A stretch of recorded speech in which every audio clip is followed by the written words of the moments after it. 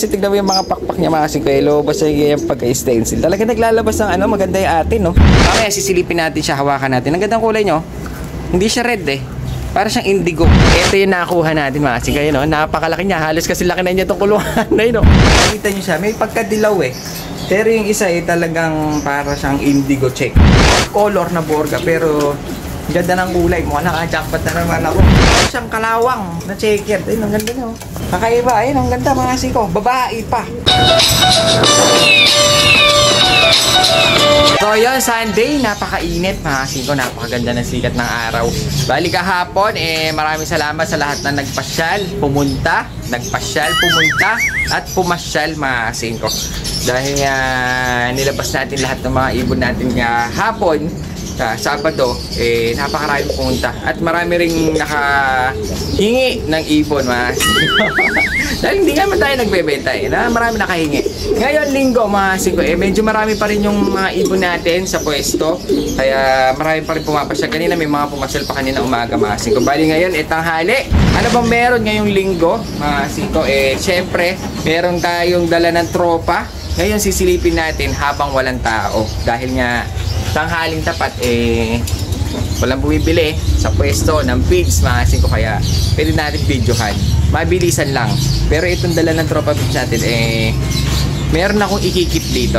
Etong kinuha natin mga singko sa tropa feeds gagawin natin siyang isang breeder dahil nga medyo maganda yung kulay niya, type ko siya. Kahit na medyo mahal natin nabili mga singko, eto binili talaga natin to para pang-keep mga singko. Kinawad-tawaran ko pa dun sa tropa pips natin para makakuha natin dahil gusto ko siyang gawing breeder dahil malaki siya. Yun ang gusto ko sa kanya dahil malaki siya. Dahil maganda na rin yung kulay pero ang gusto ko sa kanya dahil malaki siya. Mamaya papakita ko sa inyo kung ano yung nabili natin sa tropa pips natin. Hindi natin to hiningi, binili natin sa kanya para alagaan natin mga singko, para gawin natin breeder at magiging isa siyang foundation bird natin sa mga laruan lang natin, hindi siya sa pangkarera. Bali meron pang nagdala sa atin na 3 piraso. Wala naman talagang nagbagsak sa atin ngayon mga singko. Walang nagdala ng ibon na dala ng mga tropa. Meron 3 pero magaganda yung kulay mga singko. Ngayon silipin na rin natin yung nabili natin sa tropa na gagawin natin breeder. Parang gusto ko siyang isa lang dahil ang laki niya mga singko.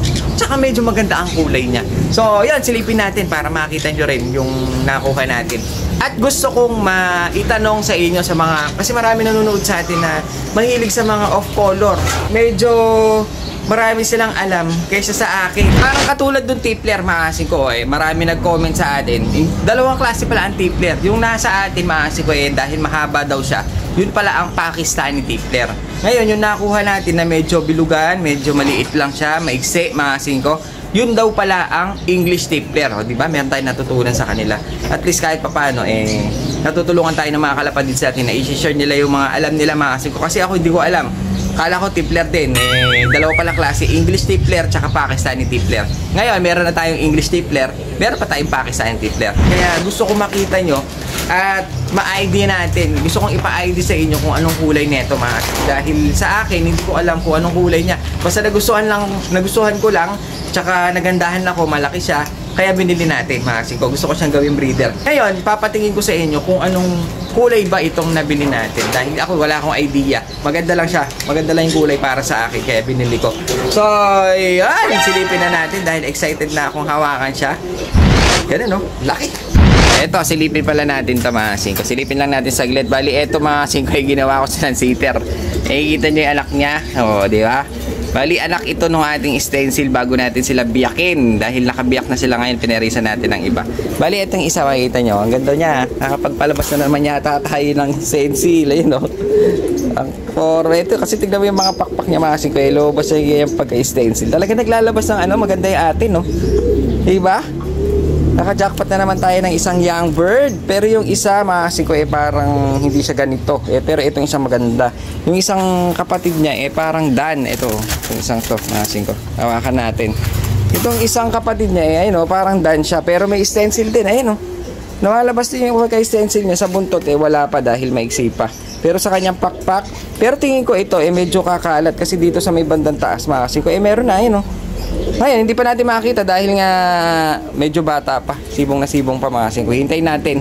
Update natin yung kanyang kulay habang lumalaki. Ngayon, silipin natin yung dala ng Tropa Pips. Ito yung dala ng Tropa Pips natin. Ayun, no? Makikita nyo siya, para siyang dilaw na para siyang pula na parang may pagkakaki. Parang tatlong kulay eh. Ito mga kasing ko, tignan nyo to. Ito, tsaka yun, para siyang mapula-pula na madilaw-dilaw. Parang yellow-red ang dating niya. Pero ito parang indigo. Ayun, ang ganda ng kulay niyan, mga singko. Mamaya sisilipin natin siya, hawakan natin. Ang ganda ng kulay nyo. Hindi siya red Para siyang indigo. Ngayon, ito silipin din natin mamaya. Pero magaganda sila. Ayun, puro off color. Ngayon, silipin natin mamaya ito. Ito yung nakuha natin, mga singko. Ito yung nakuha natin, mga singko. Ayun, napakalaki niya. Halos kasi laki na niya itong kulungan. Ayun, ang laki. Tsaka maganda dyan, malaki yung ilong. Tsaka tingnan niya yung kulay. Ayun, parang itim lang, pero mamaya hawakan natin yan. Mag-iiba ang kulay niyan. So, silipin natin itong tatlong ito. Apat pala sila, mga siko. Kung makikita nyo siya, may pagkadilaw Pero yung isa talagang para siyang indigo check na halos recessive ng dating niya dahil hanggang pakpak. Mga siko, silipin natin itong tatlo. Apat pala. Apat pala sila. 1, 2, 3, 4. Apat pala sila. Kaya silipin natin bago natin silipin yung isang nakuha natin sa tropa na gagawin natin breeder. Ang laki nun. Bali, ito yung isa, mga sikoy, mukha siyang babae. Kung titignan nyo, talagang yellow na siya. Ayun, parang yellow na. Yung kanyang buntot gray. Yung kanyang parang yellow na Ayun, ang tingin ko sa kanya dilaw na, hindi na pula. Dahil lang pula, wala tayong pula May pula talaga, pero yung kanya parang madilaw-dilaw na. Pero pag banda dito sa kanyang leeg, dito, banda dito mga siko, parang yun na red. Ayun, pero yellow na Ayun, ganda na ito mga siko. Parang mapusyaw na dilaw na parang matingkad din. Ayun, mapusyaw na matingkad pa. Sa kaiba yun na malabo. So ayun, bali ito yung isa. Halos magkakamukha sila mga siko. Silipin natin yung isa. Bali ito naman yung isa. Ayun parang gold na siya parang dilaw na sila mga siko. Ito, i-comment nyo kung ano ng kulay sa tingin nyo to mga siko. Kasi sa akin parang dilaw na sila. Na parang brown na parang mapula-pula. Pero parang sa akin parang dilaw na. Kung titignan mo siya dito sa screen natin mga siko, parang siyang dilaw na. Parang yellow na talaga. Halos magkakamukha sila. Pero meron isang pair dito, nakita ko. Kasi medyo hinahabol niya ito. At saka yung pares niya. Titignan natin yung pares niya. Halos magkakamukha. Parang walang pinagkakaiba yun. Parang iisa lang yung hawak natin. Ito naman yung lalaki, mga siko. Ito yung cock, ito yung pares niya. Ayun Pero sila di ba?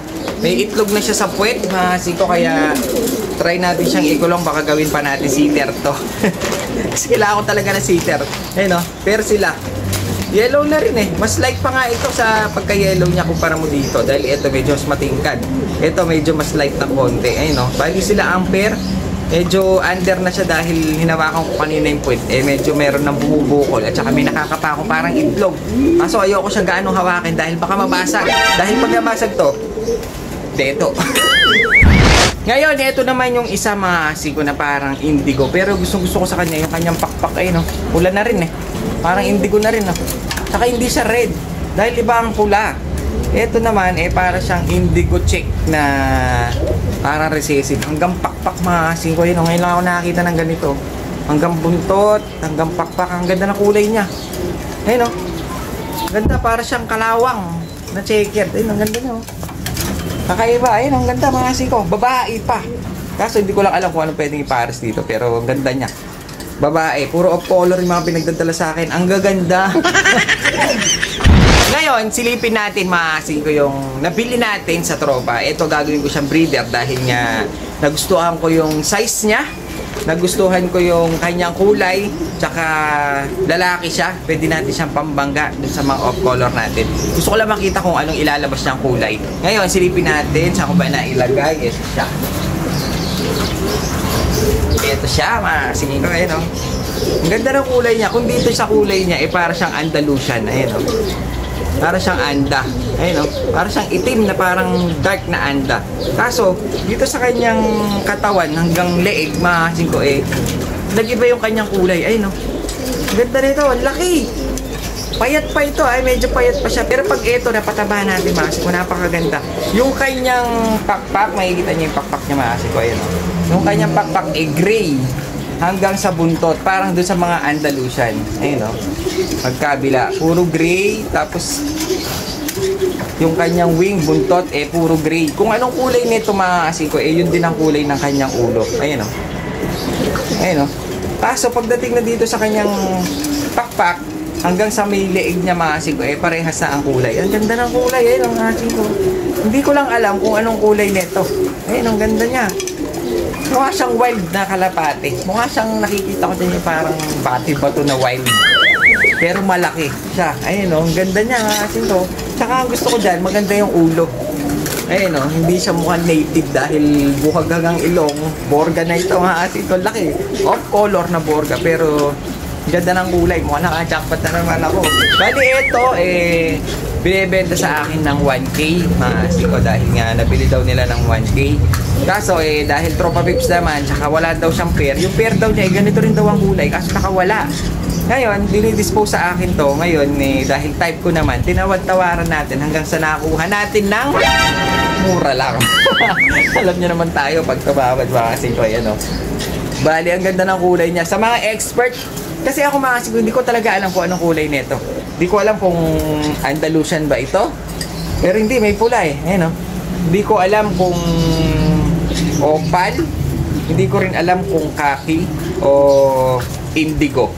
Pero ang indigo kasi, halos ganito ang markings niya. Kaso, yung kanya mga kasiko may lace. Ayun nakikita nyo sa kanya, yung kanyang pakpak, sa may banda dito mga kasiko,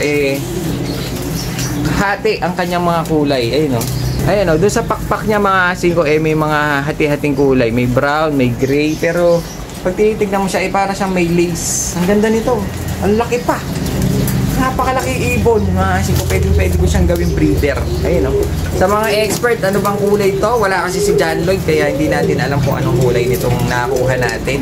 Basta ang alam ko lang, gusto ko siya, maganda siya sa mata ko, kaya binili ko siya. Mga kasiko, ngayon gagawin natin, alagaan natin mabuti. Papatabain natin, pupurgahin natin, vitamins para lumabas talaga yung kanyang ganda. Dahil nga, payat pa siya, pero malaki na. Ngayon kunin natin yung isang yellow doon. Titignan natin kung gaano siya kalaki dahil napakalaki. Parang mas malaki pa doon sa mga laruan natin doon sa may stock bird natin dahil nga parang carrier ang laki. Parang German Beauty. So ayun, bali ito yung kalapati natin na dilaw, yung kanina mga kasiko. Ngayon, ito yung ating nabili. Tingnan nyo naman kung anong pagkakaiba nila. Sa ulo na lang, ayun sa ulo na lang. Sa ilong na lang, At saka sa laki. Tignan nyo ako. Tignan nyo kung anong size nito. Ayun ang laki. Ang laki niya. Ang sarap niyang gawing breeder. Ayun tignan nyo yung size niya. Napakalaki. Napakaganda. Tsaka big size. Tignan nyo naman. Napakalaki nitong ibon. Ang ganda niya. Sa ulo na lang. Tignan mo mukhang kakainin na buto. So ayan. Hindi ko alam kung anong kulay nito mga kasiko. Baka pwede nyo namang. Ayun may lace ayun nakikita nyo yung lace niya. Hindi ko alam, baka rubella pala ito. Baka may lahi rubella, jackpot tayo. So ayan, sa mga expert, pwede nyo comment kung ano ito. Ayun black pa yung kanya. Hindi, gray dark gray. Yung kanyang kulay lang. Dalawa lang ang kanyang kulay. Isang parang maroon, tsaka isang parang gray. Ayun ganda. Bawi!